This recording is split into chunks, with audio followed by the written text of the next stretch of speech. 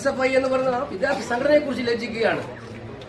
ഇതാണോ എത്ര നല്ലൊരു ചെറുപ്പക്കാരൻ ഭാവിയിലേക്ക് വേണം? ഈ ഗ്രാമത്തിന്റെ തന്നെ ഒരു പൊതുവായിട്ടുള്ള അംഗീകാരം പിടിച്ച ഒരു ചെറുപ്പക്കാരൻ ഇത്ര കുരുന്നിലെ അവനെ അരിഞ്ഞു വീഴ്ത്താൻ എന്ത് തെറ്റാണ് ആ കുട്ടി ചെയ്തത്?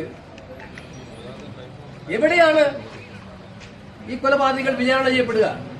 കേരള സമൂഹം ഒറ്റക്കെട്ടായിട്ട് സിദ്ധാർത്ഥന്റെ നീതിക്ക് വേണ്ടി ഉറപ്പാക്കും. ഇനി ഇത്തരം സംഭവങ്ങൾ ആവർത്തിക്കാതിരിക്കാനുണ്ട്.